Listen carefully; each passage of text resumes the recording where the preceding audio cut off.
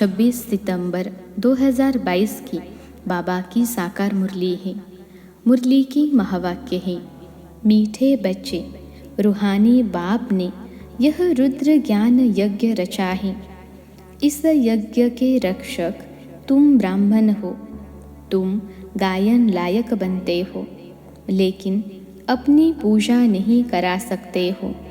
प्रश्न है, तुम बच्चों में जब ज्ञान की पराकाष्ठा हो जाएगी तो उस समय की स्थिति क्या होगी? उत्तर है, उस समय तुम्हारी स्थिति अचल अडोल होगी। किसी भी प्रकार के माया के तूफान हिला नहीं सकेंगे। तुम्हारी कर्मातीत अवस्था हो जाएगी। अभी तक ज्ञान की पूरी पराकाष्ठा न होने के कारण माया के तूफान, स्वप्न आदि आते हैं। यह युद्ध का मैदान है। नई नई आशाएं प्रकट हो जाएगी, परंतु तुम्हें इनसे डरना नहीं है। बाप से श्रीमत ले आगे बढ़ते रहना है।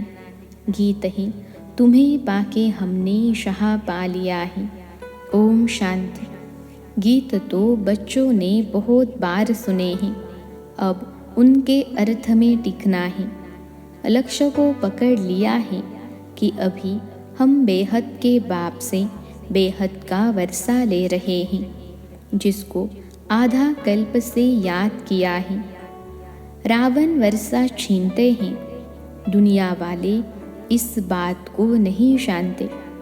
तुम बच्चे जानते हो, यह रुद्र ज्ञान यज्ञ है, कोई मनुष्य का नहीं। प्रजापिता ने यह यज्ञ नहीं रचा है, यह रुद्र यज्ञ है। ज्ञान सागर अथवा शिव ने यह यज्ञ रचा है। यज्ञ तो अनेक प्रकार के रचते हैं ना, जैसे दक्ष प्रजापति कहते हैं। अब दक्ष प्रजापति तो है नहीं, ब्रह्मा है प्रजापिता। दक्ष प्रजापति अक्षर नाम कहाँ से आया? बाप बेट समझाते हैं, यह रॉन्ग बनाया हुआ है। शास्त्रों में भी लंबी चौड़ी कथाएं लिख दी हैं। अब बाप कहते हैं, जो भी सुनते आए हो सब भूलो। मैं जो तुमको सुनाता हूँ वह सुनो।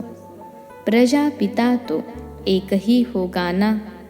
जो भी यज्ञ रचते हैं वह सब है मटेरियल यज्ञ। यह है रूहानी बाप का रूहानी यज्ञ। इसमें भी ब्राह्मण चाहिए। वह ब्राह्मण तो है कुख वंशावली, तुम हो मुख वंशावली। मुख वंशावली कब पुजारी हो न सके। तुम पूज्य बनते हो, वह है पुजारी। तुम गायन लायक बनते हो, तुम्हारी पूजा अभी नहीं हो सकती।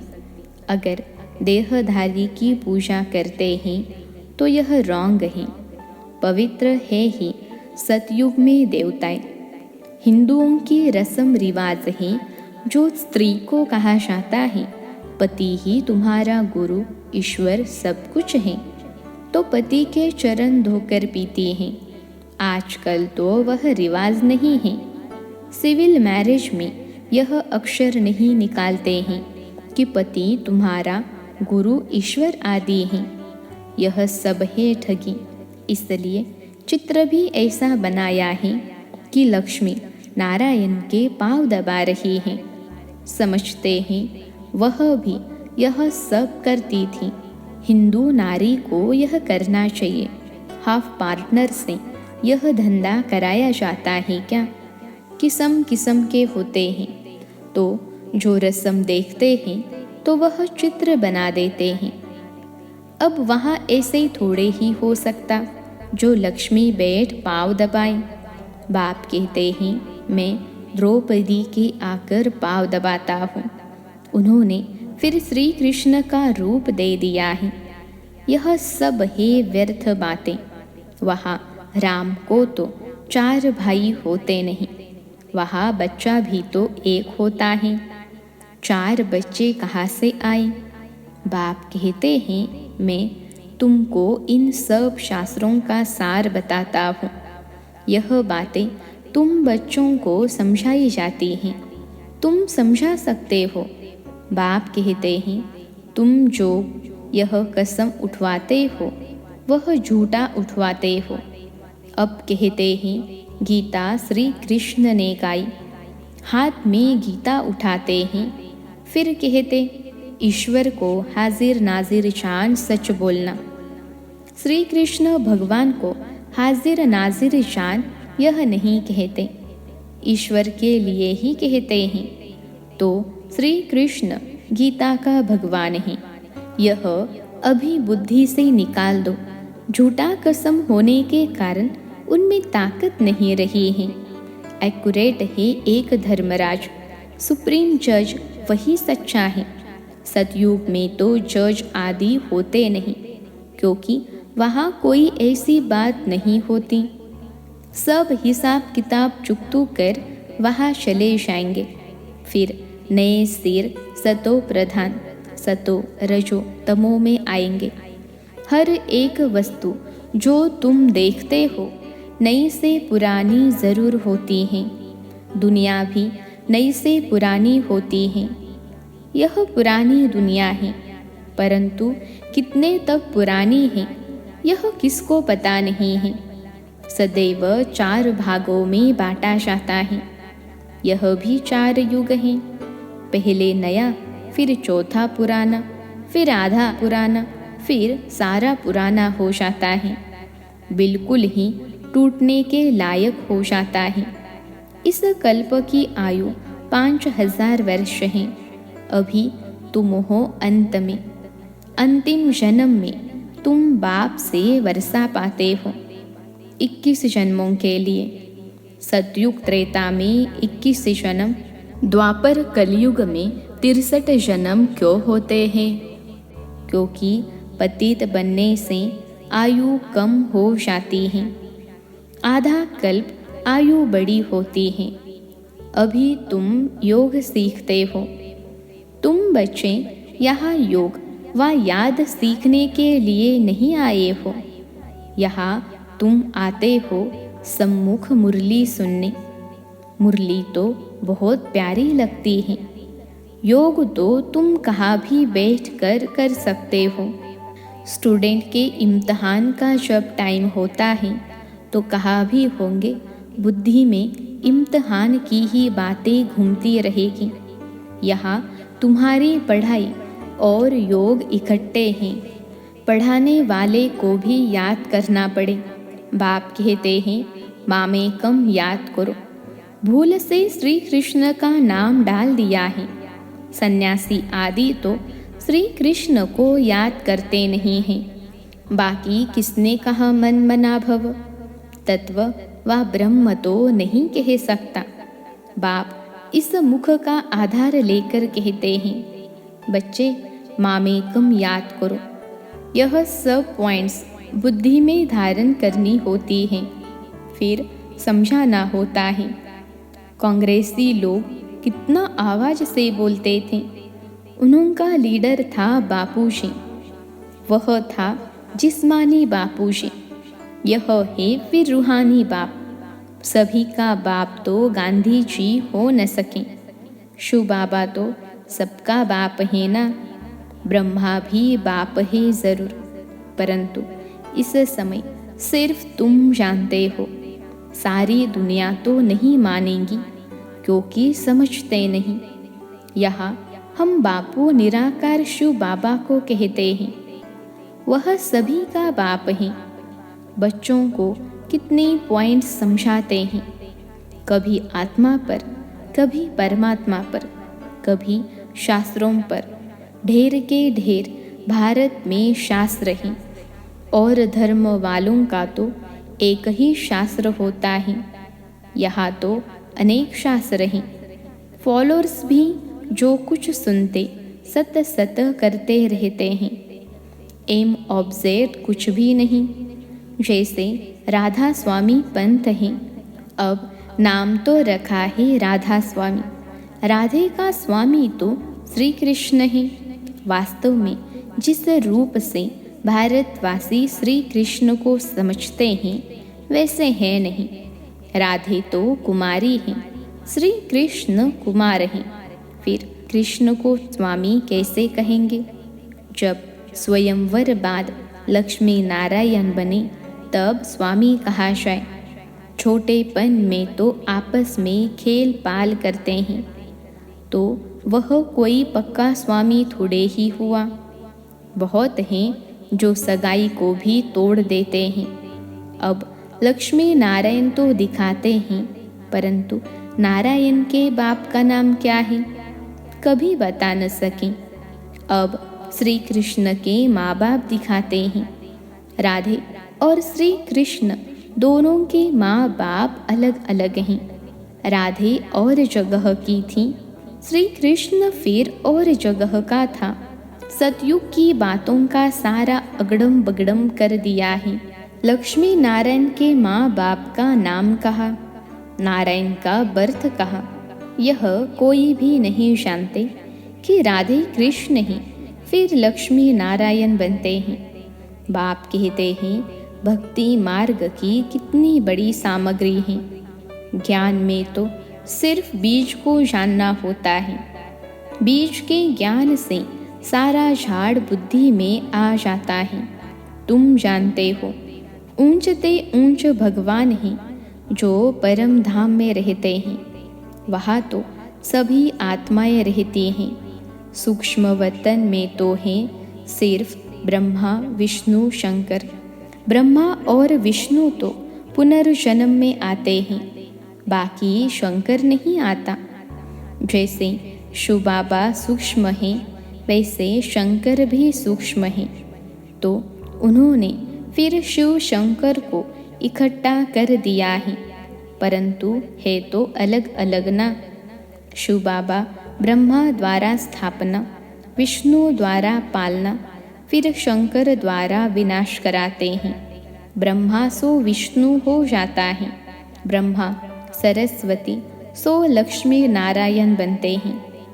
ततत्वम तुम भी देवता घराने के हो ना, तो बाप तुम्हें सब राज समझाते रहते हैं।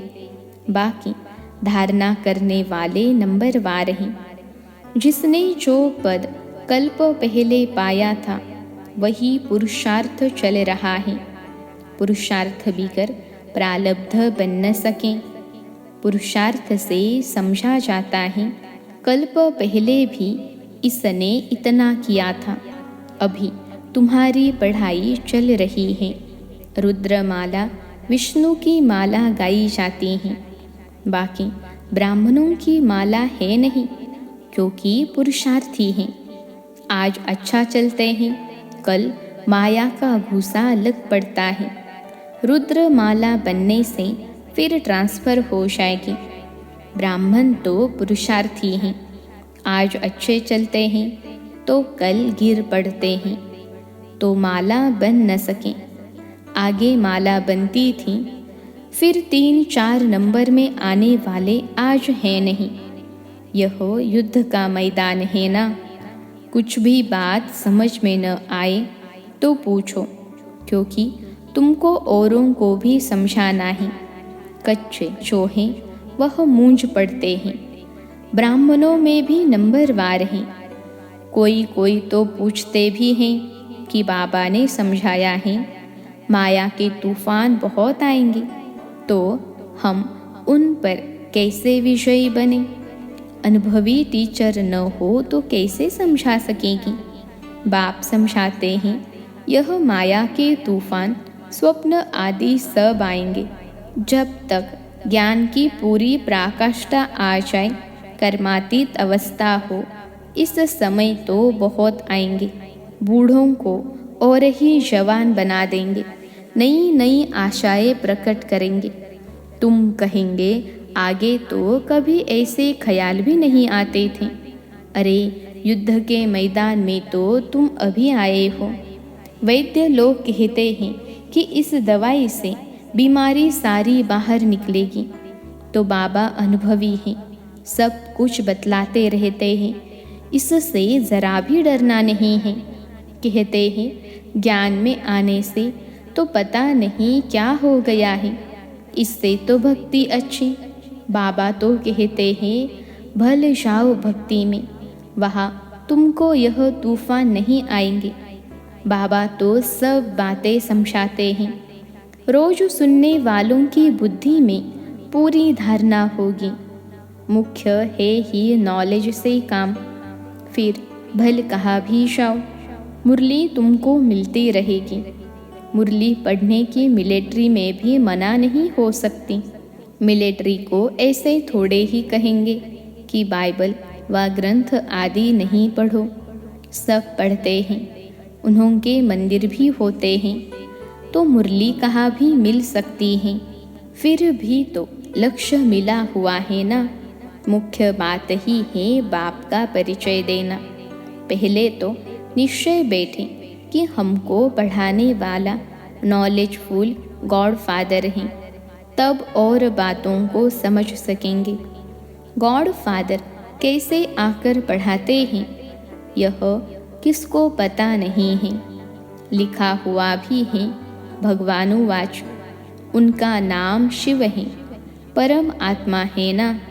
परम अर्थात सुप्रीम। परम धाम में तो सब रहते हैं। आत्माओं में भी सुप्रीम पार्ट तो किसका होगा ना। उनको क्रिएटर, डायरेक्टर, मुख्य एक्टर कहा जाता है।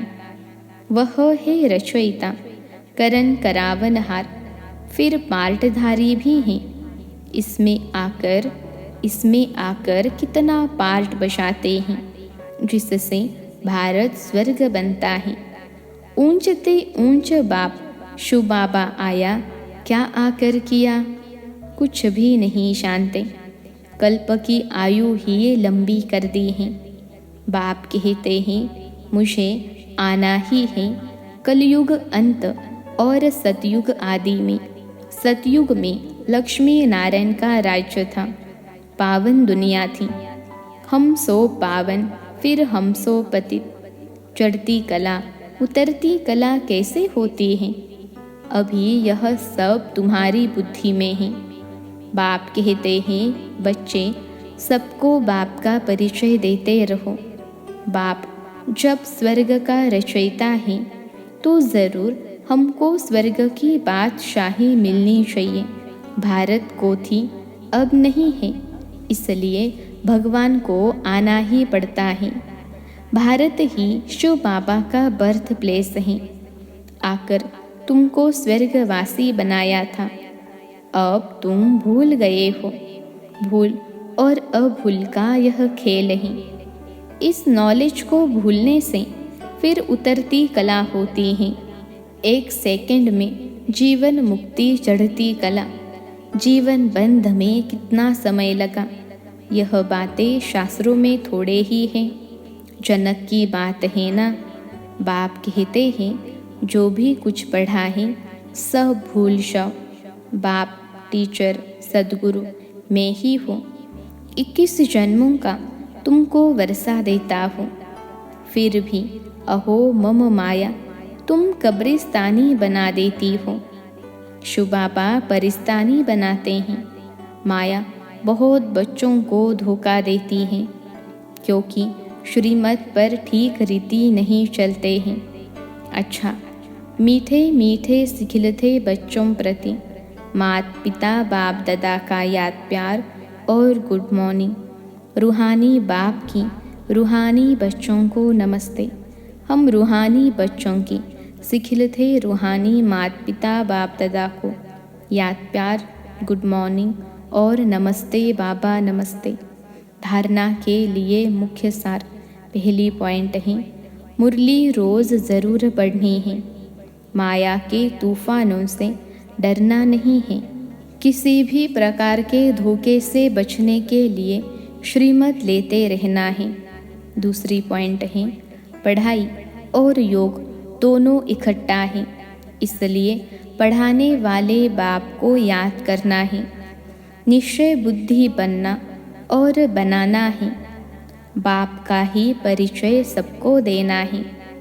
आज का वरदान है, अकाल तख्त पर बैठकर कर्मेंद्रियों से सदा श्रेष्ठ कर्म कराने वाले कर्म योगी भव। अकाल तख्त पर बैठकर कर्मेंद्रियों से सदा श्रेष्ठ कर्म कराने वाले कर्म योगी भव। विश्लेषण है, कर्म योगी वह है जो अकाल तख्त नशीन अर्थात स्वराज्य अधिकारी और बाप के वर्षे के राज्य भाग्य अधिकारी हैं, जो सदा अकाल तख्त पर बैठकर कर्म करते हैं। उनके कर्म श्रेष्ठ होते हैं, क्योंकि सभी कर्मेंद्रियां लॉ और ऑर्डर पर रहती हैं। अगर कोई तख्त पर ठीक न हो तो लॉ और ऑर्डर चल नहीं सकता। तो तख्त नशीन आत्मा सदा यथार्थ कर्म और यथार्थ कर्म का प्रत्यक्ष फल खाने वाली होती है। उसे खुशी भी मिलती है तो शक्ति भी मिलती है। आज का स्लोगन है, ब्रह्मा बाप के प्यारे वह हैं जिनका ब्राह्मण कल्चर से प्यार है। ब्रह्मा बाप के प्यारे वह हैं जिनका ब्राह्मण कल्चर से प्यार है। अच्छा, ओम शांति।